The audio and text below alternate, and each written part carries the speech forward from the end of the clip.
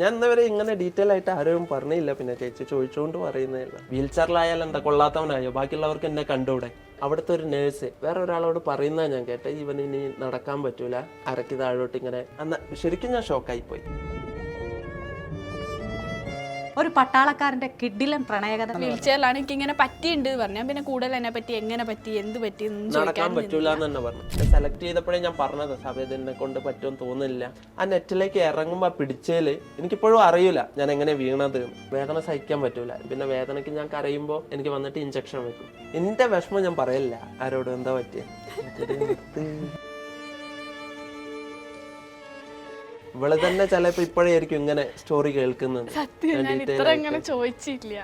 അച്ഛൻ കാറൊന്നും എന്നെ എടുത്തിട്ടാണ് കൊണ്ടുപോയത്. എന്റെ മോനെ എല്ലാവരും മുന്നിലും നാട്ടിക്കാൻ കൊണ്ടുപോകണം, എല്ലാവരും മുന്നിലും കാണിക്കാൻ വേണ്ടി കൊണ്ടുപോവാണോ എന്ന് പറഞ്ഞപ്പോ എനിക്ക് ഏറ്റവും ഫീലായി അച്ഛൻ്റെ ആ വർത്താനം. അച്ഛൻ അവിടെ നിന്ന് കരഞ്ഞ് റോഡ് സൈഡിൽ നിന്ന്. ഇത്രയും കാലം അതിലേക്ക് നടന്ന് ഓടിക്കളിച്ച ഞാൻ വീൽ ചെയറിൽ വന്നപ്പോൾ എനിക്കത് താങ്ങാനേ പറ്റുന്നില്ല. എന്റെ മുന്നിൽ നിന്ന് അമ്മ കരഞ്ഞില്ല. എന്റെ മുന്നിൽ നിന്ന് ആരും ഇന്നേ വരെ കരഞ്ഞിട്ടില്ല. ഞാൻ ഓൾറെഡി ഒരു വീൽ ചെയറിലായതുകൊണ്ട് എനിക്ക് കല്യാണമൊക്കെ നടക്കുമെന്നുള്ള ഒരു ഇതുണ്ടായിരുന്നു. അപ്പൊ നമ്മുടെ നാടിന് വേണ്ടിയിട്ട് വെച്ച ഒരാള്. അപ്പൊ എനിക്ക് അതിനകത്ത് സഹാനുഭൂതിയോ സഹോദരൻ, എനിക്ക് സ്നേഹമുണ്ട്. റെസ്പെക്ട് എന്നൊക്കെ പറഞ്ഞു. ഇപ്പുറത്തുനിന്ന് ഒരു പൂച്ച. ആർമിന്റെ മെയിൻ ആളാ. ഫേസ്ബുക്കിൽ ആർമി ഗേൾ എന്നായിരുന്നു. അത് കണ്ടിട്ടാണ് വീണത്. ഉപദേശിക്കാൻ ചെന്നതാ. ഉപദേശിച്ച് കൂടെ പോയിണ്ട്. കുറെ ആൾക്കാർക്ക് അയച്ചെടുത്തിട്ടാ ഇതെല്ലാം നിങ്ങളെ സ്റ്റാറ്റസ് ഇട്ടിട്ട് എന്റെ കല്യാണം കഴിഞ്ഞിട്ട് ഫേസ്ബുക്കിലൊക്കെ ഇട്ടിട്ട് അച്ഛൻ്റെ കയ്യിൽ കിട്ടിയിട്ടുണ്ട്, ഫോട്ടോ കിട്ടി. ഒത്തേനും പ്രശ്നമായിട്ട് ചെറിയച്ഛനൊക്കെ അമ്മേന്റെ അടുത്ത് വന്നിട്ട് ഞാൻ എന്തേ ചോദിച്ചു, ഇപ്പൊ എന്നെ കിട്ടണോ പറഞ്ഞു. അച്ഛൻ ഇപ്പോഴും പറയുന്നുണ്ട് എന്റെ 2000 രൂപ മേടിച്ചോണ്ട് അവൾ ഇറങ്ങി പോയിക്കാന്ന്. ഒരു പട്ടാളക്കാരന്റെ കിഡിലൻ പ്രണയകഥ പറയാൻ എന്നോടൊപ്പം ഉള്ളത് അഖിലും അഖിലയാണ്. നമസ്കാരം. നമസ്കാരം. അഖിലേ, ഞാൻ ആദ്യം ചോദിച്ചപ്പോൾ പറഞ്ഞു, ഇന്റർവ്യൂ ചോദിച്ചപ്പോൾ പറഞ്ഞു എനിക്ക് വിശ്വാസമായില്ല, ചേച്ചി പറ്റിക്കുവാണോ എന്ന് ചോദിച്ചു. അതെന്ത് പറ്റി?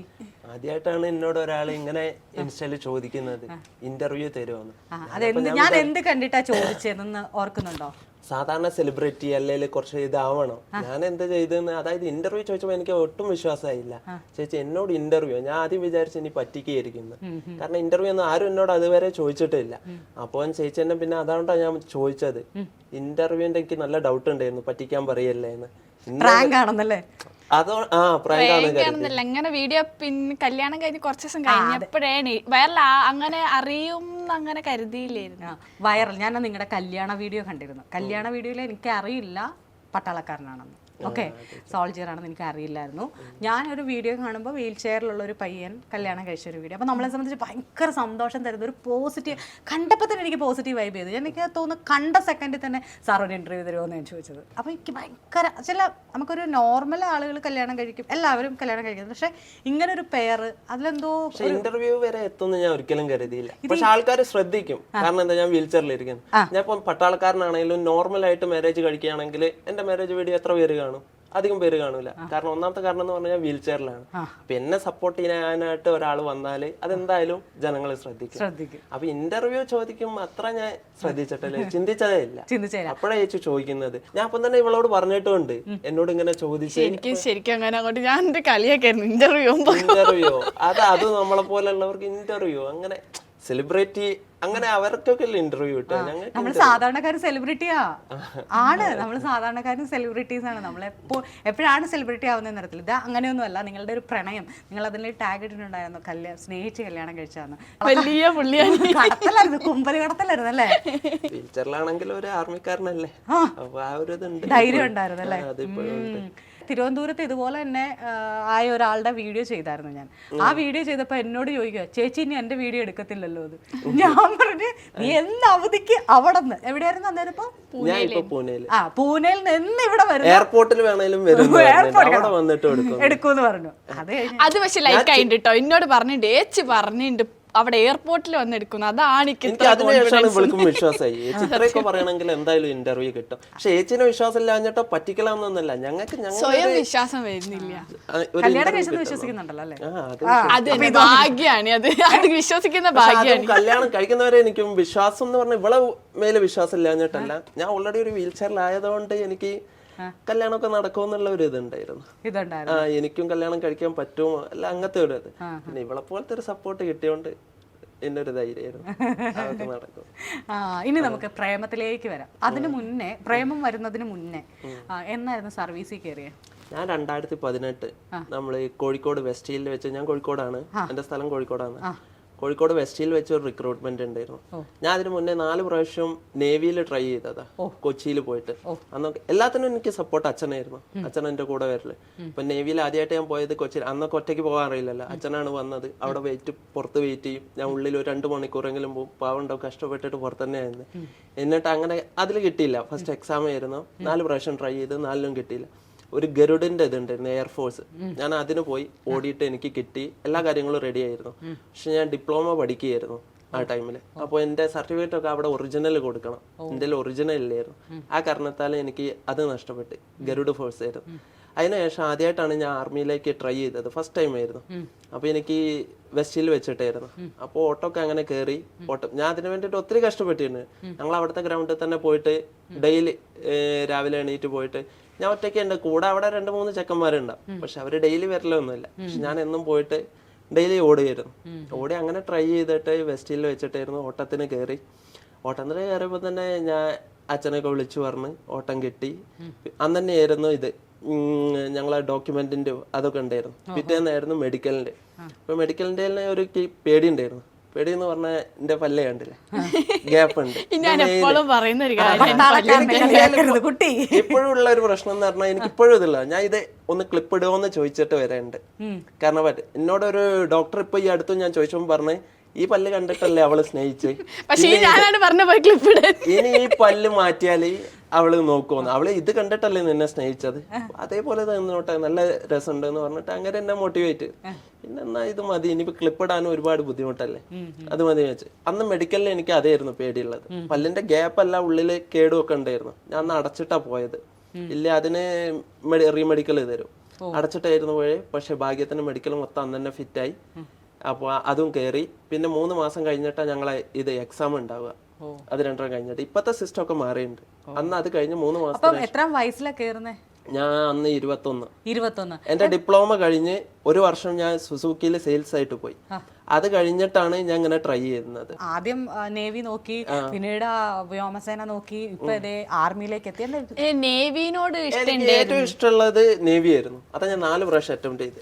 നേവിനോട് ഒരു റെസ്പെക്ട് ആയിരുന്നു. അവരുടെ ആ ഡ്രസ്സും വൈറ്റ് ഇട്ടിട്ടുള്ള ഒരു ആവേശമായിരുന്നു. പിന്നെ ഒന്നാമത് എനിക്ക് പണ്ട് മുതലേ സ്വിമ്മിങ്ങിനോടും അതിനോടൊക്കെ താല്പര്യം ഉണ്ടായിരുന്നു. ഇപ്പൊ നേവി എന്ന് പറയുന്നതും നമ്മള് അതിലുള്ളതല്ലേ, കടലിലെ ഒക്കെ. അത് വലിയ ഷിപ്പ് എനിക്ക് ഭയങ്കര താല്പര്യമായിരുന്നു. അതാ നേവി ട്രൈ ചെയ്തത്. അപ്പൊ അത് കിട്ടാണ്ടായപ്പോ എയർഫോഴ്സ്, ഏതെങ്കിലും 3-1 എങ്ങനെങ്കിലും കയറണം. അത് എന്റെ എന്നത്തെയോ ആഗ്രഹമായിരുന്നു. അതെന്താ അങ്ങനെ ഒരു ആഗ്രഹം? ഏതെങ്കിലും പടങ്ങളൊക്കെ കണ്ടിട്ടാണോ, അതോ ഇങ്ങനെ എന്തെങ്കിലും ഭയങ്കരമായിട്ട്? അച്ഛനാണ് മോട്ടിവേഷൻ. സത്യം പറഞ്ഞാൽ അച്ഛനാണ് മോട്ടിവേഷൻ. അച്ഛനാണ് എന്നെ എല്ലാത്തിലും മോട്ടിവേറ്റ് ചെയ്തിട്ട് ഇങ്ങനെ ഫോഴ്സിന്റെ ഒരു ഇത് എനിക്ക് തന്നത്. അപ്പൊ നമ്മളിപ്പോ ഇത് കഴിഞ്ഞാൽ ഇനി എന്തെന്ന് ചിന്തിക്കൂലേ, എല്ലാവരും ഓരോ ജോബിലേക്ക് നോക്കുമല്ലോ. എനിക്ക് ഫോഴ്സ്, അതിനോട് ഉള്ളിലുള്ള ഒരു താല്പര്യം ഉണ്ടാവില്ലേ. ഈ സിനിമ കണ്ടതിന്റെ ഇതിലൊന്നും അല്ല. സിനിമ കണ്ടാകുമ്പോൾ കൂടുതൽ പേടിയാവില്ലല്ലോ, യുദ്ധം ചെയ്യണം മറ്റേതാണ്. അതിൻ്റെതല്ല, ഒരു സ്പോർട്സിനോടൊക്കെ എനിക്ക് താല്പര്യമായിരുന്നു, ഓട്ടം ചാട്ടം. അപ്പോൾ ഇതിലാവുമ്പോൾ അതിന്റെ ഒരു ഇത് കിട്ടുമല്ലോ. പിന്നെ ഒന്നാമത് നമുക്ക് റെസ്പെക്ട്, ഏറ്റവും കൂടുതൽ റെസ്പെക്ട് തരുന്ന ഒരു ജോബാണ്. പിന്നെ എല്ലാം കൊണ്ടും വെച്ചിട്ട് എനിക്ക്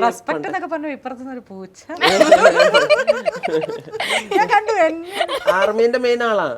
ആർമി പോണം. എന്റെ അച്ഛന് ഭയങ്കര ആഗ്രഹമായിരുന്നു ആർമി പോകണമെന്ന്. വെളുപ്പിൽ 5 മണിക്കൊക്കെ എണീച്ച് ഓടാൻ പോകലുണ്ടായിരുന്നു ആർമി പോവാൻ വേണ്ടിട്ട്. 17ാമത്തെ വയസ്സ് ഫേസ്ബുക്കിൽ ആർമി ഗേൾ എന്നായിരുന്നു. അത് കണ്ടിട്ടാണ് വീണത്. ആർമിയിലെ പെൺകുട്ടിയോ ചോദിച്ചിട്ട് ഞങ്ങൾ അങ്ങനെ പരിചയപ്പെട്ടതാ. അപ്പൊ എനിക്ക് അങ്ങനെ പണ്ട് മുതലുള്ള ഒരു ആഗ്രഹമായിരുന്നു. അങ്ങനെ കയറി ഇത് ട്രൈ ചെയ്ത് 3 മാസം കഴിഞ്ഞ എക്സാം ആയിരുന്നു. അതിന് അച്ഛൻ എന്നെ ഒരു ക്ലാസ്സിന് പറഞ്ഞു വിട്ട്. 1 മാസത്തെ കോഴ്സ് ആയിരുന്നു. അച്ഛൻ വല്യങ്ങാടിയിലാണ് പണിയെടുക്കുന്നത്. അവിടെ തന്നെ ഉണ്ടായിരുന്നു ഒരു ഇൻസ്റ്റിറ്റ്യൂട്ട്. അവിടെ പോയി പഠിച്ച് അങ്ങനെ എക്സാമിൽ കയറി. അപ്പോൾ അച്ഛൻ എന്നോട് പറഞ്ഞു തരുമായിരുന്നു ഞാൻ പഠിക്കുമ്പോഴും, ലാസ്റ്റ് ഒരു നിമിഷമാണ്, എല്ലാം കിട്ടി, മെഡിക്കൽ ഇനി എക്സാമും കൂടെ മതിയാ, നിന്റെ ജീവിതം തന്നെ മറിയും, ഒറ്റൊരു ഇതിലാണ്, അപ്പം നന്നായിട്ട് ശ്രമിക്കാൻ പറഞ്ഞു. അപ്പൊ അതും കൂടെ കേട്ടപ്പോൾ അത്യാവശ്യം നന്നായിട്ട് തന്നെ പഠിച്ചത്. പണ്ട് ഡിപ്ലോമയൊക്കെ പോകുമ്പോൾ നമ്മൾ പഠിക്കാനും അങ്ങനെ വിടുകയായിരുന്നു. പക്ഷെ ഇത് ജോബ് എന്ന് പറഞ്ഞാൽ എനിക്ക് ആ പോയിന്റ് വന്നത് കഷ്ടപ്പെട്ട് ഓടി കയറി മെഡിക്കൽ ഫിറ്റായി എല്ലാം കിട്ടിയപ്പോൾ ഒരു എക്സാമും കൂടി ആയിരുന്നു. അപ്പൊ അതുകൊണ്ട് കഷ്ടപ്പെട്ട് തന്നെ പഠിച്ച് കഷ്ടപ്പെട്ട് നേടിയെടുത്ത. അങ്ങനെ 2018 ഞാൻ ജോയിൻ ചെയ്തു മാർച്ചിൽ. എവിടെയായിരുന്നു ഫസ്റ്റ് ജോയിനിങ്? ഫസ്റ്റ് എൻ്റെത് ട്രെയിനിങ് ഒഡീഷ. ഞാൻ എയർ ഡിഫൻസ് ആണ്. അപ്പൊ ഞങ്ങള് ഇവിടുന്ന് 23 മലയാളികൾ ഉണ്ടായിരുന്നു. ഞങ്ങൾ എല്ലാവരും കൂടെ ഒന്നിച്ചാ വിട്ടത്. ഡോക്യുമെന്റ് തന്നിട്ട് ഞങ്ങൾ ഇവിടെ ഒന്നിച്ചു പോയി. അപ്പൊ അന്നത്തെ ടൈമിൽ ഞങ്ങൾ ഹിന്ദി ഒന്നും അറിയില്ലായിരുന്നു. ആ മലയാളികളിൽ 1-2 പേർക്ക് ഹിന്ദി അറിയുന്നുണ്ടായിരുന്നു. ബാക്കി ഞങ്ങൾക്ക് ലാംഗ്വേജ് പ്രോബ്ലം ഉണ്ടായിരുന്നു ഇവിടുന്ന് പോകും. ഇപ്പോഴാണ് ഹിന്ദി നന്നായി പഠിച്ചത്. അപ്പൊ ആ പോകുന്ന ടൈമിൽ ബാക്കിയുള്ളവര് സംസാരിച്ച് ഞങ്ങൾ ഇങ്ങനെ നോക്കി വെക്കും, ഞങ്ങൾ മനസ്സിലാവില്ല, കാര്യങ്ങൾ അവരോട് പറയും. അങ്ങനെ ചെയ്ത് ഒഡീഷയിൽ 2018 ഞാൻ റിപ്പോർട്ട് ചെയ്ത് അവിടെ 1.5 വർഷത്തെ ട്രെയിനിങ് ആയിരുന്നു. അത് നല്ല കഷ്ടപ്പാട്. ട്രെയിനിങ് അറിയാലോ, പട്ടാളത്തിൽ ഭയങ്കര കഷ്ടപ്പാട് തന്നെയായിരുന്നു. ആ കഷ്ടപ്പാട്ടില് 2019 എനിക്ക് പോസ്റ്റിംഗ് വന്നേ. ഫസ്റ്റ് പോസ്റ്റിംഗ് എന്റെ പഞ്ചാബിലായിരുന്നു. പഞ്ചാബ് ബട്ടിൻഡ എന്ന് പറയും. 2019 സെപ്റ്റംബറിൽ ഞാൻ അവിടെ ജോയിൻ ചെയ്ത്. അപ്പോൾ 1 വർഷത്തോളം ഞാൻ അവിടെ സർവീസ് ചെയ്ത്. അവിടെ ഇപ്പം 2019 സർവീസ് കയറില്ലായിരുന്നു. അന്ന് എന്തായിരുന്നു സർവീസിൽ ചെയ്തുകൊണ്ടിരുന്ന കാര്യങ്ങൾ? ഞാൻ സിപ്പായി ആയിട്ട്, നമുക്ക് നോർമലി സിപ്പായി ആയിട്ട്, അപ്പൊ റാങ്ക് ഉണ്ടാവില്ലല്ലോ, സിപ്പായി ആയിരുന്നു. അവിടെ എന്റെ ട്രേഡ് എന്ന് പറഞ്ഞാൽ ടെക്നിക്കൽ ആയിരുന്നു. ടെക്നിക്കലായിട്ട് കയറിയത്. അപ്പൊ ഈ റഡാർ സെക്ഷൻ OFC എന്ന് പറയും. ഓരോരുത്തർക്ക് OFC, OPR അങ്ങനെ ട്രേഡ് ഉണ്ടാവും. എനിക്ക് കിട്ടിയ ട്രേഡ് എന്ന് പറഞ്ഞാൽ OFC ആയിരുന്നു. അത് എന്ന് പറഞ്ഞ റഡാറിൻ്റെത്, റഡാർ സെക്ഷനിലായിരുന്നു. പിന്നെ അല്ലാത്ത രാവിലെ PT ഉണ്ടാവും, ഓട്ടം ചാട്ടം, 5 കിലോമീറ്റർ ഓടാൻ ഉണ്ടാവും. പിന്നെ ഞാൻ അവിടെ എല്ലാത്തിലും പാർട്ടിസിപ്പേറ്റ് ചെയ്തിട്ടുണ്ടായിരുന്നു. ഒരു ക്രോസ് കൺട്രി ഉണ്ട്, 12 കിലോമീറ്റർ ഓട്ട, 12 കിലോമീറ്റർ. അപ്പൊ അതിനും പങ്കെടുത്തിട്ടുണ്ടായിരുന്നു. അന്ന് 30 ആളുണ്ടായിരുന്നു. അതിൽ 13ാമത്തെ പൊസിഷൻ വന്നിട്ടുണ്ടായിരുന്നു. ഞങ്ങളെ ഇത് ബാറ്ററി വൈസ് ഉണ്ടാവും. ഞങ്ങൾക്ക് ഒരു ബാറ്ററി ഉണ്ടാവും. അപ്പോ ബാറ്ററി എന്ന് പറഞ്ഞാല് ഞങ്ങൾ ഓരോ സെക്ഷൻ പല കാര്യങ്ങളും മനസ്സിലാവും. സത്യം, ഞാനും അതാണ്. ചില വേർഡുകളൊക്കെ ഇപ്പഴാണ് ഞാൻ കേൾക്കുന്നത്. അതൊക്കെ അറിയാമെങ്കിൽ ഒരു ഇതൊക്കെ. എന്നിട്ട് പേര് ആർമികള്. അവൾക്ക് താല്പര്യം. ആർമിയിൽ കേറിയാല് ഇതിപ്പോ ആർമിയിലെ ട്രെയിനിങ്ങിന് ഇതിനൊക്കെ റിക്രൂട്ട്മെന്റിനൊക്കെ പോയാലും കാര്യം അറിഞ്ഞില്ലല്ലോ. ആർമി ആദ്യം പറഞ്ഞതാ, പോയിട്ട് ഒരുപാട് അങ്ങോട്ട് ഓടിയാലും അങ്ങോട്ട് കയറില്ല, ഒരുപാട് കഷ്ടപ്പെടാനുണ്ട്. അതിന് ഒരുപാട് ഉണ്ടെന്ന് ഞാൻ അവൾക്ക് പറഞ്ഞു കൊടുത്തതാ. അപ്പൊ അതിന്റെ കഷ്ടപ്പാടൊക്കെ നീ അനുഭവിക്കാൻ തയ്യാറാണെ പോയാൽ മതി എന്ന് പറഞ്ഞു. ഉപദേശിക്കാൻ ചെന്നതാ. കഷ്ടപ്പാട് അന്ന് എന്റെ അവസ്ഥ ഇങ്ങനെയായിരുന്നല്ലോ. എനിക്ക് അവിടുന്ന് പറ്റിയോണ്ട് അതും കൂടെ അറിഞ്ഞോണ്ട് ഞാൻ അവളോട് പറഞ്ഞു. പക്ഷെ അവളോട് ഈ കാര്യം അവൾക്ക് അറിയില്ലായിരുന്നു. ഞങ്ങൾ പരിചയപ്പെട്ട ടൈമില് എന്റെ ഈ കാര്യം 2021 അങ്ങനെ 1 വർഷം അത് കഴിഞ്ഞ് 2021 ഞങ്ങൾക്ക് ഒരു അസാൾട്ട് ട്രെയിനിങ് ഉണ്ട്. ഞങ്ങൾ അവിടുത്തെ ഒരു GOC സാബ് ഉണ്ട്, ഏറ്റവും ടോപ്പ് ജനറൽ എന്ന് പറയുന്നു, മേജർ ജനറൽ അല്ലേ, ടോപ്പ് റാങ്ക്. അവർക്ക് വേണ്ടിയിട്ട് ഒരു ഡെമോ കാണിച്ചു കൊടുക്കണമായിരുന്നു. അതായത് അസാൾട്ട് എന്ന് പറഞ്ഞാൽ 22 ഒബ്സ്റ്റക്കിൾസ് ഉണ്ടാവും. ഇത് കവർ ചെയ്തിട്ട്, അതായത് ഈ കുഴി, കയറ് ചാടി കിടക്കുക, അങ്ങനെ 22 കവർ ചെയ്തിട്ട് നമ്മൾ അവിടെ എൻഡിങ് എത്തണം. ഒരു 12 മിനിറ്റ് ഉണ്ട്. അപ്പൊ ഞങ്ങൾ ഓടിക്കയറുക. അത് അപ്പൊ ഞങ്ങള് 10 പേരുണ്ടായിരുന്നു. ആ 10ൽ ഒരാളായിരുന്നു ഞാൻ. എന്നെ സെലക്ട് ചെയ്തപ്പോഴേ ഞാൻ പറഞ്ഞത്, സഭേദിനെ കൊണ്ട് പറ്റുമെന്ന് തോന്നുന്നില്ല, ഞാൻ പറഞ്ഞതായിരുന്നു. പക്ഷേ അത് അതിലിട്ടപ്പോൾ ഞാൻ പിന്നെ ചെയ്തോളാന്ന് പറഞ്ഞിട്ട് ഞാൻ നിന്ന് പേര് കൊടുത്തു. അങ്ങനെ 10 പേരിൽ ഞങ്ങൾ ഡെയിലി പ്രാക്ടീസ് നടക്കുമായിരുന്നു. രാവിലെയും വൈകുന്നേരം റൈഫിൾ ഉണ്ടാവും, ഒരു പിറ്റ് ബാഗ് ഉണ്ടാവും ബാക്കിൽ, അതിട്ടിട്ട് ഡെയിലി പ്രാക്ടീസ് നടക്കുമായിരുന്നു. അപ്പോൾ ഒരു ദിവസം ഞാൻ പറഞ്ഞതാ, മേലെ ഞങ്ങളത് കയറ് കുറച്ച് തേഞ്ഞ് നടക്കുന്നുണ്ടായിരുന്നു. അപ്പോൾ ഞങ്ങൾ നെറ്റ് ഉണ്ടാവും, ഒരു ബ്രിഡ്ജ് ടൈപ്പ്, കയറ് കൂടെ കയറി ആ ബ്രിഡ്ജ് കൂടെ നടന്നിട്ട് ഒരു സ്റ്റെപ്പ് ഉണ്ടാവും. സ്റ്റെപ്പ് കൂടെ കയറിയിട്ട് തിരിഞ്ഞിട്ട് ഒരു കയറ് കൂടെ ഇറങ്ങണം. കയറെന്ന് പറഞ്ഞാൽ നെറ്റ് കൂടെ. ആ നെറ്റിലേക്ക് ഇറങ്ങുമ്പോൾ ആ പിടിച്ചതിൽ എനിക്കിപ്പോഴും അറിയില്ല ഞാൻ എങ്ങനെ വീണത്. കൂടെ ഉള്ളവർ പറഞ്ഞതാ, എനിക്ക് ബോധമില്ലായിരുന്നു, ബോധം പോയിണ്ടായിരുന്നു. ഞാൻ ആ കയറ് പൊട്ടിയിട്ട് ബാക്ക് അടിച്ച് വീണു.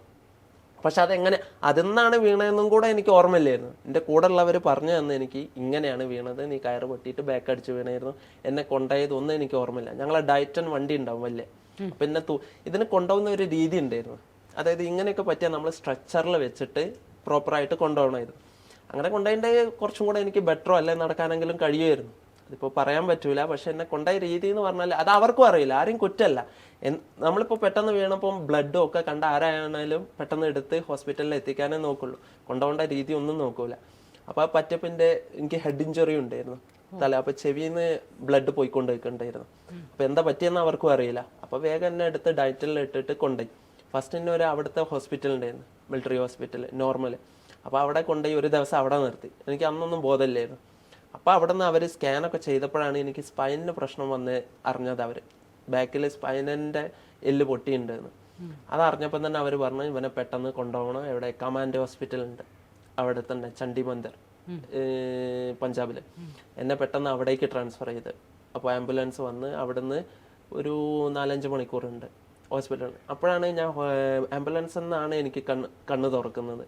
അപ്പോൾ എൻ്റെ കൂടെയുള്ള ഒരു സാബും 3 ആൾ ഉണ്ടായിരുന്നു മിലിറ്ററിക്കാർ. എന്നോട് ചോദിച്ചു ഞങ്ങളെ ഓർമ്മ ഉണ്ടോ, പെട്ടെന്ന് ഓർമ്മയില്ലേന്ന് അങ്ങനത്തെ ഒരു രീതിയിൽ എന്നോട് ചോദിച്ചു. അപ്പോൾ എനിക്ക് ഓർമ്മക്കുറവോ അങ്ങനെയൊന്നും ഇല്ലായിരുന്നു. അവരെ മനസ്സിലായി, കണ്ണ് തുറന്ന് ഞാൻ പിന്നെയും കണ്ണടച്ച് ഹോസ്പിറ്റലിലെത്തി. അവിടെ എന്തൊക്കെയാണ് നടക്കുന്നത് എനിക്ക് ഒന്നും ഓർമ്മയില്ലായിരുന്നു.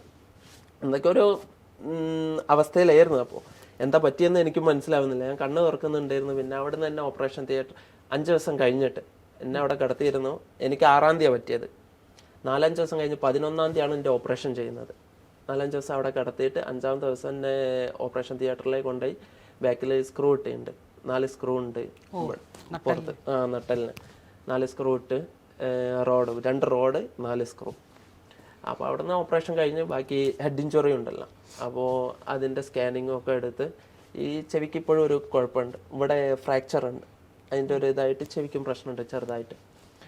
അപ്പം ചെവി കേൾവി കുറച്ച് കുറഞ്ഞുണ്ട്. അപ്പോൾ അതിൻ്റെ പ്രശ്നമുണ്ട്. പിന്നെ അവിടുന്ന് എനിക്ക് എന്താ പറ്റിയെന്ന് എനിക്കും അറിയില്ലായിരുന്നു. അപ്പം എന്നെ അവിടുത്തെ വാർഡിലേക്ക് കൊണ്ടുപോയി. പിന്നെ ഡെയിലി എനിക്ക് ഇഞ്ചക്ഷൻ തരണം, അത്രയും വേദനയായിരുന്നു. വേദന സഹിക്കാൻ പറ്റൂല. രാത്രി ഉറക്കമൊന്നും കിട്ടൂലായിരുന്നു. അപ്പം നമുക്ക് കൂടെ ഒരാൾ തരും, ഒരു അറ്റൻഡർ യൂണിറ്റിൽ നിന്ന്. അപ്പോൾ ഈ യൂണിറ്റിൽ നിന്ന് എന്നെ വിട്ട് എൻ്റെ കൂടെ ഒരാൾ നമ്മളെ നോക്കാൻ ഒരാളുണ്ടാവും. അപ്പോൾ അവിടുന്ന് അങ്ങനെ എനിക്ക് രാത്രി അവിടെ ഫാനും കാറ്റും കുറവായിരുന്നു. രാത്രി വീശി തരും. പിന്നെ വേദനയ്ക്ക് ഞാൻ കരയുമ്പോൾ എനിക്ക് വന്നിട്ട് ഇഞ്ചക്ഷൻ വെക്കും അവിടെ നിന്ന് തന്നെ ഡോക്ടർ.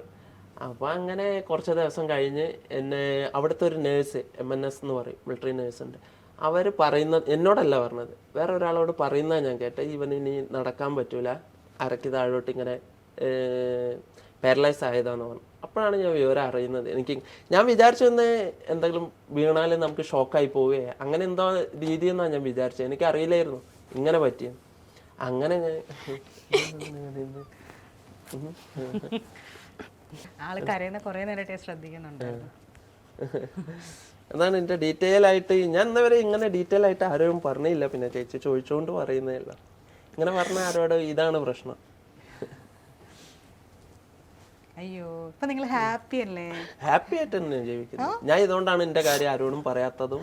എൻ്റെ വിഷമം ഞാൻ പറയില്ല ആരോടും എന്താ പറ്റിയെന്ന്. കാരണം എനിക്ക് വേണ്ടി കരയും ആരെങ്കിലും കേട്ടാൽ. ഇവളെ തീർച്ചയായും കരയും, അതെനിക്ക് ഉറപ്പാണ്. ഞാൻ പക്ഷെ ഇന്നേ വരെ കരയിച്ചില്ല. ആണ് ഞാൻ എപ്പോഴും ഇവളോട് പറയും, ഒരു കാര്യത്തിലും ഇതാവാൻ നിൽക്കരുത്. എന്തിനും എൻ്റെ അവസ്ഥ കണ്ടില്ലേ, ഞാൻ എന്നിട്ട് റിക്കവർ മീൻസ് ഞാൻ എന്നിട്ടും തരണം ചെയ്ത് ജീവിക്കുന്നില്ലേ.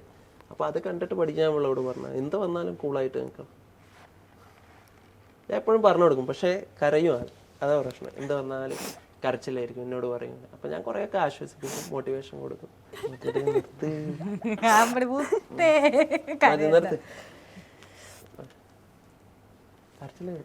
ഇവള് തന്നെ ചിലപ്പോ ഇപ്പോഴായിരിക്കും ഇങ്ങനെ സ്റ്റോറി കേൾക്കുന്നത്.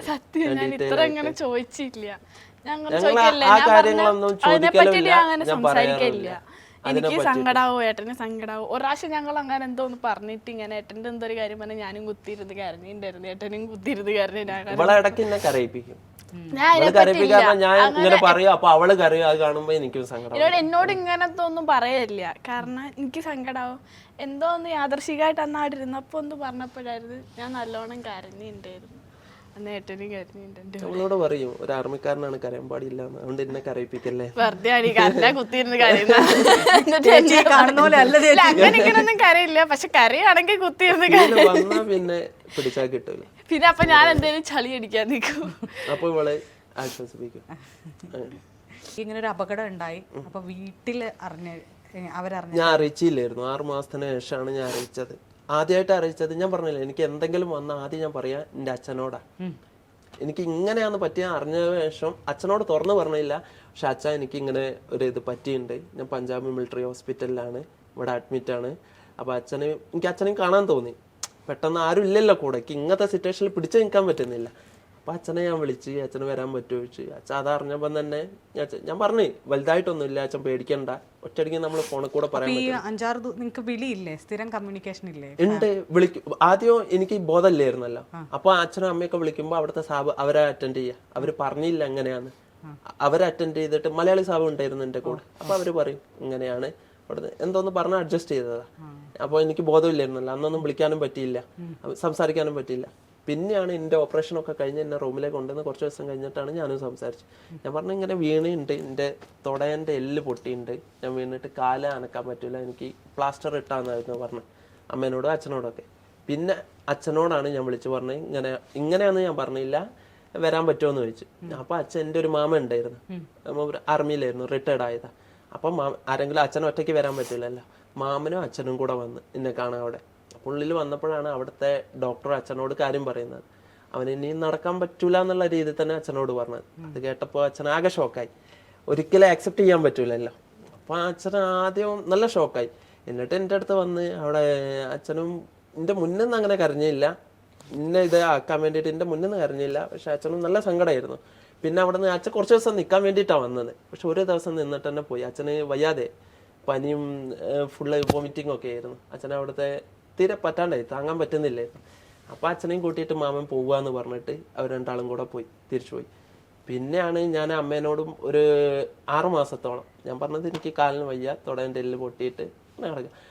അപ്പോൾ നാട്ടിലൊക്കെ ഒരുവിധം അപ്പോഴേക്ക് അറിഞ്ഞു വന്നിട്ടുണ്ട് തോന്നുന്നു. അച്ഛനറിയാലോ. അച്ഛൻ പിന്നെ എല്ലാവരോടും ഒന്നും പറഞ്ഞില്ല, നാട്ടിലും എല്ലാവരോടും പറഞ്ഞില്ല. എന്നാലും ചെറിയ രീതിയിൽ എന്നെ ആരും വിളിച്ചിട്ട് അങ്ങനെ ഈ രീതി ചോദിച്ചില്ല എങ്ങനെയാ കാര്യങ്ങളൊന്നും. ഞാൻ ആരോടും പറയാനും പോയില്ല. പിന്നെ അങ്ങനെ വിളിയും ഇതൊന്നും ഇല്ലായിരുന്നു. പിന്നെ ആദ്യമായിട്ട് ഞാൻ 1 മാസത്തിന് ശേഷം എന്നെ ഇവിടേക്ക് വിട്ട് പൂനെയിലേക്ക്. ആ പഞ്ചാബിൽ നിന്ന് എന്നെ ട്രാൻസ്ഫർ ചെയ്ത് പൂനെയിലേക്ക്. 1 മാസം ഞാൻ ചണ്ഡിമന്ദിർ അവിടെ ഹോസ്പിറ്റലിൽ നിന്നാണ്. അപ്പോൾ എന്നോട് അവർ പറഞ്ഞു ഇങ്ങനെ പൂനെയിൽ ഒരു ഹോസ്പിറ്റൽ ഉണ്ട്, ഇന്ത്യയിൽ തന്നെ നമ്പർ 1 ഹോസ്പിറ്റലാണ്, ഈ സ്പൈനിന് പ്രോബ്ലം വീൽ ചെയർ ഒരുപാടുണ്ട് അവിടെ ഉള്ളവർ. അപ്പോൾ എന്നോട് പറഞ്ഞ് അവിടേക്ക് പോയാൽ നീ ഒരുപാട് റിക്കവർ ആവും, വീൽ ചെയറിൽ തന്നെ എങ്ങനെ ജീവിക്കണം എന്ന് അവർ പഠിപ്പിക്കുന്നു. അപ്പോഴും എൻ്റെ മൈൻഡിലുള്ളത് വീൽ ചെയറിൽ ജീവിക്കണം, എണീറ്റ് നടക്കണം എന്നാണ്. അവർ പറയുമെങ്കിൽ എനിക്ക് എണീറ്റ് നടക്കണം എന്നായിരുന്നു ഉള്ളത്. അപ്പം ഞാൻ അത് ചോദിച്ചപ്പോൾ അവർ പറഞ്ഞു വീൽ ചെയറിന് എങ്ങനെ ബാസ്കറ്റ് ബോൾ കളിക്കണം അതൊക്കെ അവിടെ നിന്ന് പഠിപ്പിക്കുന്നു. അപ്പോഴും എനിക്ക് ഡൗട്ട്, വീൽ ചെയറിന് എങ്ങനെ ബാസ്കറ്റ് ബോൾ കളിക്കണം. അപ്പോൾ ഫുള്ള് ഡൗട്ട് വെച്ചിട്ടായിരുന്നു ഞാൻ പോയത്. അവിടെ നിന്ന് എന്നെ അങ്ങോട്ട് ട്രാൻസ്ഫർ ചെയ്ത് ട്രെയിനിലായിരുന്നു. അപ്പോൾ ആ പറ്റി 1 മാസം കഴിഞ്ഞപ്പോഴും എനിക്ക് റിക്കവർ ഇരിക്കാൻ പോലും പറ്റുന്നില്ലായിരുന്നു. എനിക്ക് അവിടെ നിന്നും വീൽ ചെയറിൽ മര്യാദയ്ക്ക് ഇരിക്കാൻ പറ്റില്ലായിരുന്നു. ഇപ്പോഴൊക്കെ ഞാൻ കംഫർട്ടായിട്ട് നല്ലപോലെ ഇരിക്കുന്നില്ല, അന്നൊന്നും ഇരിക്കാൻ പറ്റില്ല. വേദനയും പുറം ഓപ്പറേഷൻ ചെയ്ത് കിടക്കലായിരുന്നു, എനിക്ക് തീരെ ഇരിക്കാൻ പറ്റൂല. ഒരു 5 മിനിറ്റ് ഇരുന്നാൽ ഞാൻ പിന്നെ എനിക്ക് ഇരിക്കാൻ പറ്റുന്നില്ല പറയും. പക്ഷെ ഡോക്ടർ സമ്മതിക്കൂല, കിടക്കാൻ സമ്മതിക്കൂല, എന്നെ വീൽ ചെയർ തന്നെ ഇരുത്തും. അങ്ങനെ ഇരിക്കണം, ഇരുന്ന് ഇതാവണം എന്ന് പറഞ്ഞു. പെട്ടെന്ന് കിടത്തിയാൽ ഞങ്ങൾക്ക് ഈ ബെഡ് സോർ പോലത്തെ സംഭവം ഉണ്ട്, ഒരുപാട് കിടന്നാൽ അറിയാലോ ബെഡ് സോർ വരും. അപ്പൊ അതിനെപ്പറ്റി ഒന്നും എനിക്ക് അറിയില്ലായിരുന്നു. അപ്പൊ ഞാൻ അതാ കിടക്കണം എന്ന് പറയുന്നത്. പക്ഷെ ഡോക്ടർ സമ്മതിക്കൂല ഇരിക്കാൻ. ഞാൻ എന്നിട്ട് ഒരുപാട് കഴിഞ്ഞാൽ എനിക്ക് സത്യം പറഞ്ഞാൽ കരയും. കാരണം ഞാൻ പറയും എനിക്ക് പറ്റൂല, എന്നെ കൊണ്ട് ഒരുപാട് ഇരിക്കാൻ പറ്റൂല എന്ന് പറഞ്ഞിട്ട് പിന്നെ പിടിച്ച് എന്നെ കിടത്തല ഡോക്ടർ. അല്ലാണ്ട് എന്നെ ഒരുപാട് ഇരുത്താൻ സമ്മതിക്കില്ല. അപ്പോൾ അതിന്റെ ഉള്ളിൽ തന്നെ ആയിപ്പോയി, നമുക്ക് പുറത്തേക്ക് ഒന്നും പോകാൻ പറ്റുന്നില്ല. ഫസ്റ്റ് ടൈമാണ് അങ്ങനത്തെ ഒരു ഫീല് വരുന്നത്. ഞാനിപ്പോ ഈ പറഞ്ഞില്ലേ ആ സിസ്റ്റർ ഇങ്ങനെ വന്ന് പറയുന്ന കേട്ടെന്ന്, ഇപ്പൊ ഒരുപാട് ആഗ്രഹിച്ച് ആർമിയിലേക്ക് പോയി ജോയിൻ ചെയ്ത് ആ നിമിഷം ഇനി ഒന്നും ഇല്ല എന്ന് അറിയുന്ന ഒരു നിമിഷം ശരിക്കും ഞാൻ ഷോക്കായി പോയി. എനിക്ക് എന്ത് ഫീലാന്ന് ഇപ്പൊ പറഞ്ഞാൽ മനസ്സിലാവില്ല. ഞാൻ ഇപ്പൊ ഇത്രയൊക്കെ പറഞ്ഞപ്പോൾ പറയുന്ന ആ ഫീലല്ലേ കിട്ടുന്നുള്ളൂ. എന്റെ ഉള്ളിലെ ഇത് ഫീൽ എനിക്ക് മാത്രമേ മനസ്സിലാവുള്ളൂ. അതിപ്പോ ഞാൻ പറഞ്ഞു തരാൻ എക്സ്പ്രസ് ചെയ്യാൻ എനിക്ക് പറ്റൂല. അന്ന് ശരിക്കും ഞാൻ ഷോക്കായി പോയി. അത് കേൾക്കുന്നപ്പോ എന്റെ അച്ഛന്റെ അവസ്ഥയും ആലോചിച്ച് നോക്കി. കേൾക്കുന്ന ആരൊക്കെ അവസ്ഥയാണേലും ഞാൻ അനുഭവിക്കുന്ന എന്റെ അവസ്ഥ. ഇതിപ്പോ ഞാൻ എത്ര വിഷമം പറഞ്ഞാലും കേൾക്കുന്ന ഇപ്പൊ ആരാണേലും, ചേച്ചിയാണേലും എൻ്റെ വൈഫാണേലും എല്ലാവരും കരഞ്ഞാലും ഫീല് വരുന്നത്. പക്ഷെ അനുഭവിക്കേണ്ട ഞാൻ തന്നെ അനുഭവിക്കേണ്ടേ, അങ്ങനത്തെ അവസ്ഥയായിരുന്നു എൻ്റെ അത്. അപ്പോൾ അന്ന് വേദനയൊക്കെ ഇപ്പൊ ഒരുപാട് ഇതുണ്ട്. അന്ന് വേദനകൾ ഒരുപാട് അനുഭവിക്കായിരുന്നു എനിക്ക്. അതുകൊണ്ടാണ് ഞാൻ പറഞ്ഞില്ലേ ഇഞ്ചക്ഷൻ ഡെയിലി തരുമായിരുന്നു വേദനയ്ക്കുള്ളത്, ആന്റിബയോട്ടിക്സ്. ഇപ്പോഴാണ് ഒരുപാട് ബെറ്റർ ആയത്. അപ്പൊ അന്നൊന്ന് തീരെ എനിക്ക് അത് ആലോചിക്കാനേ പറ്റൂല ഇപ്പോഴും അങ്ങനത്തെ നിമിഷം എന്ന് പറഞ്ഞാൽ. ഇപ്പൊ 3.5 വർഷമായി, ഇത്രയും കഴിഞ്ഞില്ലേ, എത്രയോ ബെറ്റർ. കാരണം ആ നിമിഷത്തിലൂടെ ഞാൻ കടന്നു പോയത് അത്രയ്ക്ക് അനുഭവിച്ചിട്ടുണ്ടായിരുന്നു ആ വേദനയും കാര്യങ്ങളും. എന്നെ അങ്ങനെ അവിടുന്ന് ട്രെയിനില് പൂനെയിലേക്ക് ട്രാൻസ്ഫർ ചെയ്ത്. എന്റെ കൂടെ 2 ഒരാളെ കൊണ്ട് കൊണ്ടുപോകാൻ പറ്റൂലായിരുന്നു. അപ്പൊ എന്നെ 2 വന്ന് അന്ന് എന്നെ അവിടെ റെയിൽവേ സ്റ്റേഷനിൽ കൊണ്ടുപോയി. ഒരുപാട് ബുദ്ധിമുട്ടാണ്, വീൽ ചെയറിലാണ് റെയിൽവേ സ്റ്റേഷന്റെ ഉള്ളിലേക്ക് കയറാനും ഒക്കെ ബുദ്ധിമുട്ടല്ലേ. അപ്പൊ അങ്ങനെ അവിടെ പോയി പൂനെയിൽ ഞാൻ മാർച്ചിൽ 1 മാസത്തിന് ശേഷം അവിടെ റിപ്പോർട്ട് ചെയ്ത്. അങ്ങനെ അവിടെ റിപ്പോർട്ട് ചെയ്ത് ഈ ഹോസ്പിറ്റലിൽ കിടന്ന സമയം അവർ സർവീസ് ആയിട്ടാണ് പരിഗണിക്കുന്നത്? ആ ഫുള്ള് സർവീസ് തന്നെ. ആ അല്ല ആ ടൈം ഹോസ്പിറ്റലിൽ അല്ലല്ല ഒക്കെ സർവീസാണ്. ഇപ്പൊ അവിടെ ഒത്തിരി പേഷ്യന്റ് ഉണ്ട് അതേപോലെ. എല്ലാവരും ഞങ്ങൾ ആ പീരീഡില് ഇതാണ്. ഞങ്ങളിപ്പോ ലീവിന് വന്നാലും ആർമി തന്നെയല്ലേ. അപ്പൊ ഹോസ്പിറ്റലിൽ കിടന്നാലും അതേപോലെ തന്നെ. ഹോസ്പിറ്റലിലാണ് പേഷ്യന്റ്, അങ്ങനത്തെ ഇതില്ല. ഞങ്ങൾ ഓൺ സർവീസ് തന്നെ. ഓൺ സർവീസ് ആണ്. ഞങ്ങൾക്കായിട്ട് ഒരു സെക്ഷനാ ഹോസ്പിറ്റലിൽ, ആ ഹോസ്പിറ്റലിലായിട്ട്. അതുകൊണ്ട് ഞങ്ങൾ അങ്ങനെ അറിയപ്പെടുക അവിടെ. SCIC എന്ന് പറഞ്ഞാൽ മനസ്സിലാവും, ആ സ്പൈനിന് പറ്റിയാണ്. അതിന്റെ പേരെന്നെ അങ്ങനെയാണ്, സ്പൈനൽ കോഡ് ഇഞ്ചുറി സെന്റർ. ഇപ്പൊ SCIC വാർഡ് എന്നാണ് ഞങ്ങളെ പറയാ അവിടെ ഉള്ളവർ. അപ്പൊ ആ സെക്ഷനിൽ കണ്ടപ്പോഴാണ് എനിക്ക് മനസ്സിലായത്. ഞാൻ ഒരു കാര്യം അവിടെ നിന്ന് മനസ്സിലാക്കി. അങ്ങനെ കണ്ടപ്പോൾ എന്നെക്കാട്ടും അനുഭവിക്കുന്നവരുണ്ട് മനസ്സിലായപ്പോഴാണ് അവര് എന്നിട്ട് മോട്ടിവേഷൻ ആയിരുന്നു. അവരും ചിരിച്ചിട്ട് അവിടെ നടക്കുന്നത്. ഞാൻ അന്നൊക്കെ കരഞ്ഞിട്ട് അങ്ങോട്ട് പോകുന്നത്. എൻ്റെ മൊത്തം കരച്ചിലും സങ്കടവും നെഗറ്റീവ് തോട്ട്സേ ഉള്ളായിരുന്നു. അപ്പം ഞാൻ മനസ്സിലാക്കി ഇത് പറ്റിയിട്ടും എന്നെക്കാളും അനുഭവിക്കുന്നവർ, ഒരു വെള്ളം കുടിക്കണേ വരെ സ്വന്തക്കായിട്ട് എടുത്ത് പറ്റൂല, കൂടെ ഉള്ളവര്. അപ്പൊ എനിക്ക് അതിന്റെ ആവശ്യമില്ല, എനിക്ക് നടക്കാനുള്ള ബുദ്ധിമുട്ടുള്ളൂ. പക്ഷെ ഒരു വെള്ളം എടുക്കണമെങ്കിലോ വേറെ എന്തെങ്കിലും കൈകൊണ്ട് എടുക്കാം. പക്ഷെ അതിന് പോലും പറ്റാത്ത കഴുത്തിന്റെ താഴോട്ട് തളർന്ന് നടക്കുന്നവരുണ്ട് അവിടെ, ഒത്തിരി പേരുണ്ട്. അത് നമ്മൾ ലോകം കാണാത്തോണ്ടാ, ആൾക്കാരെ കാണാത്തോണ്ടാ. അന്നാണ് ഞാൻ മനസ്സിലാക്കിയത്. അപ്പോൾ എനിക്ക് അവിടെ നിന്നാണ് മോട്ടിവേഷൻ കിട്ടി അവരെ കണ്ടപ്പോൾ. അതിലാണ് ഏറ്റവും ബെറ്റർ അവിടെ ചെന്നതിലുള്ളത്. അവിടെ ഗെയിമും കാര്യങ്ങളും ഒക്കെ ഉണ്ട്. പക്ഷെ ഒരു കാര്യം ഉണ്ടായി, ഞാൻ അവിടെ ചെന്ന് അഡ്മിറ്റ് കൊറോണന്റെ ടൈമിലായിരുന്നു. അപ്പൊ നമ്മൾ ക്വാറന്റൈൻ ഉണ്ട്. അവിടെ കിടക്കുമ്പോൾ ക്വാറന്റൈൻ ലീവ് കഴിഞ്ഞ് ഗെയിം കളിച്ച് വന്ന ഒരു ടീമുണ്ട്. അവരോട് ഞാൻ ചോദിച്ചു, സാർ എത്രയായി പറ്റിയിട്ടെന്ന്. അപ്പൊ അവർ എന്നോട് പറഞ്ഞു 3 വർഷമായിരുന്നു. അപ്പം 3 വർഷമായിട്ടും എനിക്ക് നാളെ നടക്കും എന്നുള്ള രീതിയിൽ 3 വർഷം എന്ന് കേട്ടപ്പോൾ എനിക്ക് ആകെ ഞാൻ പിന്നെയും വീണ്ടും തളർന്നു. 3 വർഷമായിട്ട് വീൽ ചെയറിൽ തന്നെ എങ്ങനെ തള്ളി നീക്കുമെന്ന് മനസ്സിലാവുന്നില്ല. അപ്പം ഞാൻ ചെയ്തത്, അച്ഛൻ വിളിച്ചപ്പോൾ അച്ഛനോട് പറഞ്ഞു. അച്ഛൻ പണിക്ക് പോവുകയായിരുന്നു. അച്ഛൻ വണ്ടി സൈഡിൽ നിന്നിട്ട് എന്താ മോനെ എന്നോട് സംസാരിച്ചു. ഞാൻ പറഞ്ഞു, അച്ഛൻ അവിടെ 3 വർഷമായിട്ടും വീൽ ചെയറിലുള്ളവരുണ്ട്. ഇത് അച്ഛനോട് പറഞ്ഞപ്പോൾ അച്ഛൻ അവിടെ നിന്ന് കരഞ്ഞു, റോഡ് സൈഡിൽ നിന്ന്. അച്ഛൻ കരഞ്ഞു. ഞാൻ കരഞ്ഞില്ലായിരുന്നു. അച്ഛൻ കരഞ്ഞപ്പോൾ ഞാനും കരഞ്ഞു. എനിക്ക് നല്ല സങ്കടമായി. അച്ഛൻ കരഞ്ഞു. അച്ഛൻ നന്നായി കരഞ്ഞു. എന്നിട്ട് ഫോണ് കട്ടാക്കി. അച്ഛൻ എന്താ പറയണ്ടേന്ന് അറിയില്ല. അച്ഛനോട് അപ്പോഴും പറയുന്നത് അതൊക്കെ ശരിയാവും മോനെ, ശരിയാവും എന്ന് പറഞ്ഞിട്ട് അച്ഛൻ കട്ടാക്കി കോള്. എന്നിട്ട് ഞാൻ 3 വർഷം കേട്ടപ്പോൾ എനിക്കും ഫുള്ള് ഡൗൺ ആയി. അപ്പം എൻ്റെ കൂടെ ഉള്ള ആള് രാത്രി വിളിക്കുമ്പോൾ അച്ഛനെ ആശ്വസിപ്പിച്ച്, അച്ഛൻ പേടിക്കണ്ട, അവൻ്റെ നാളെ റെഡിയാവും, അവരെല്ലാവരും ഇത് ഒരുപോലെ ആവില്ല, ഇത് ഇഞ്ചുറിക്ക് അനുസരിച്ചാണ്. മറ്റവർക്ക് സ്പൈൻ്റെ എന്ന് പറഞ്ഞാൽ ഇഞ്ചുറിക്ക് അനുസരിച്ച് എത്രത്തോളം കൂടുതലുണ്ടോ അപ്പോഴാണ് റിക്കവർ ആവാൻ പ്രശ്നം. ചിലവർക്ക് കുറച്ച് അടിപ്പെട്ടി ഉണ്ടാവുള്ളൂ, അവർക്ക് പെട്ടെന്ന് റിക്കവർ. അവിടെ ഉള്ളവർ സ്റ്റിക്ക് പിടിച്ച് നടക്കുന്നവരൊക്കെ ഉണ്ട്, അല്ലാത്ത സ്ഥിതിയിലുള്ളവരുണ്ട്. അങ്ങനെ അവിടുന്ന് ഞാൻ ആദ്യമായിട്ട് ലീവാണ്. 6 മാസം കഴിഞ്ഞപ്പോഴാണ് ഞാൻ നാട്ടിൽ പോകണമെന്ന് പറയുന്നത്. അതുവരെ അമ്മേനോട് ഒന്നും അറിയിച്ചില്ലായിരുന്നു. അപ്പൊ അച്ഛനോട് ഞാൻ ലീവ് വരണം, എനിക്ക് നാട്ടിൽ പോകാൻ ഒരു ആഗ്രഹം. ഹോസ്പിറ്റലിന്റെ ഉള്ളിൽ തന്നെയാണല്ലോ, നമുക്ക് പുറം ലോകമായിട്ട് ഒന്നും കാണാനോ ഒന്നും പറ്റുന്നില്ല.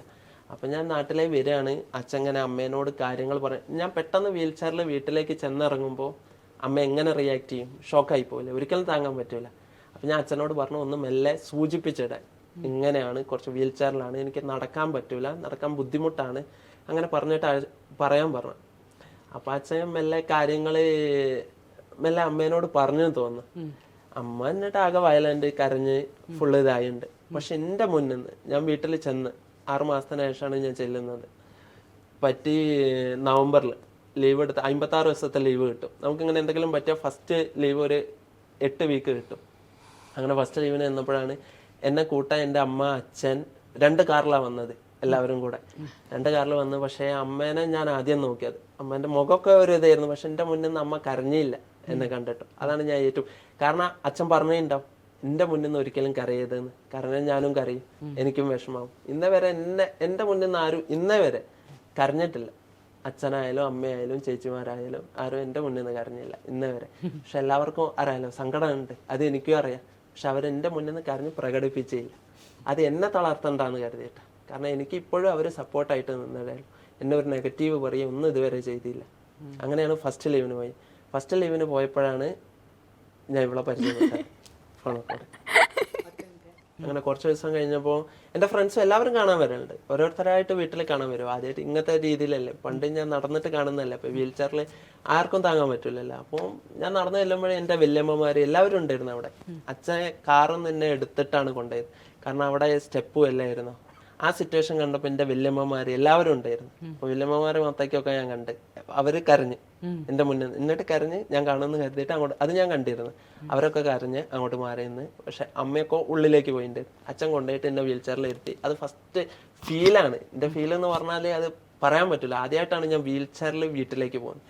അത്രയും കാലം ഞാൻ ലീവിന് പോയില്ല. അതിന്റെ മുന്നത്തെ ലീവൊക്കെ ഞാൻ ഓണത്തിന് വരെ സർപ്രൈസ് കൊടുത്ത് ഞാൻ ചെന്നതായിരുന്നു, അച്ഛനോട് പോലും പറയാതെ. ഞാൻ ലീവ് വരികയെന്ന് പറയാതെ സർപ്രൈസ് ചെന്നതായിരുന്നു വീട്ടിലേക്ക്. അപ്പൊ അവരെ ഒരു ഫീൽ ഉണ്ടാവില്ല ഞാൻ പറയാതെ വീട്ടിലേക്ക്.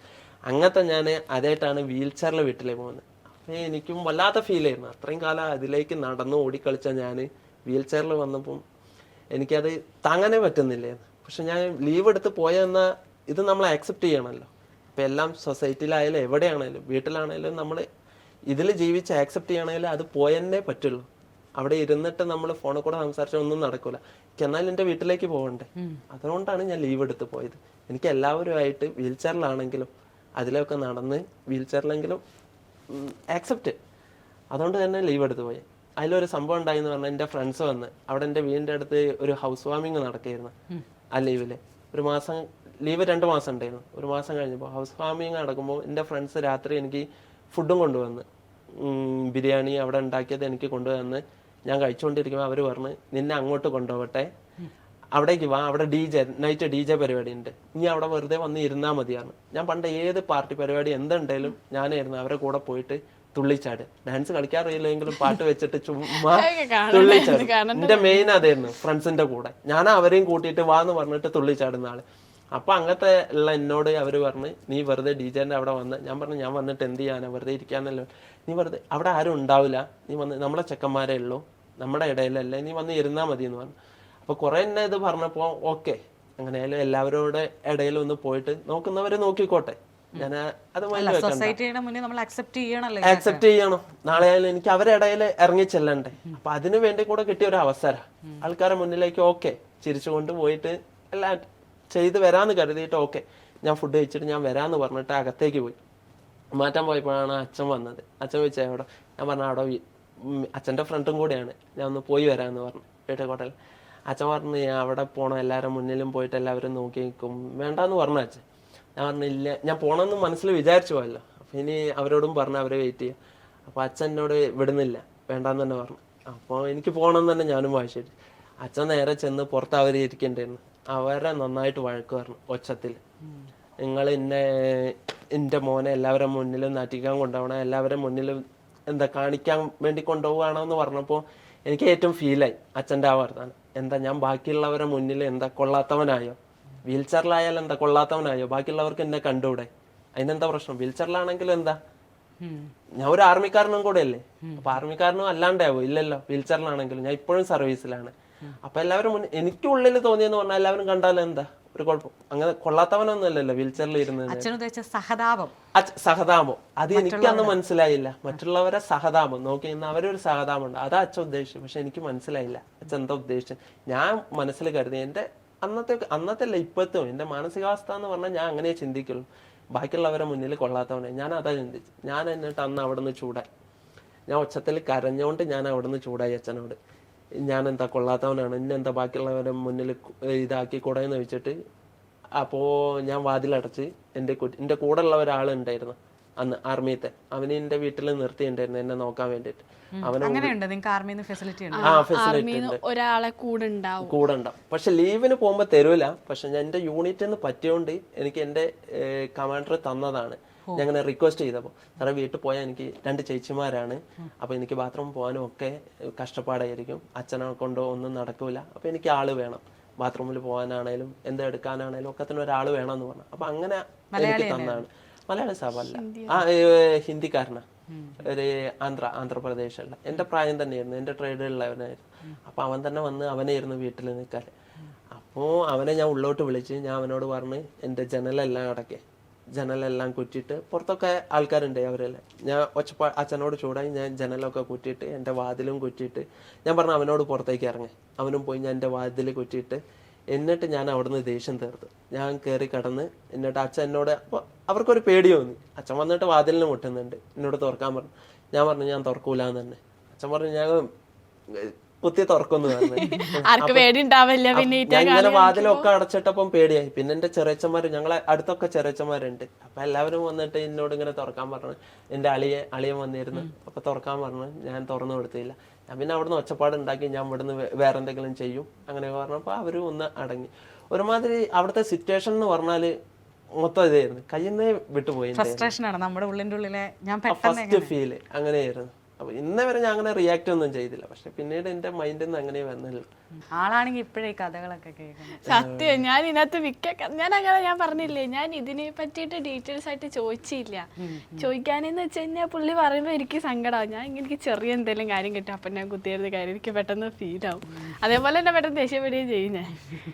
അപ്പൊ അതുകൊണ്ട് ഞാൻ അങ്ങനെ അതിനെപ്പറ്റി ചോദിച്ചിട്ടില്ല. കാര്യം ഞാൻ എന്നെ പറയണ്ടെന്ന് വെച്ചതാ.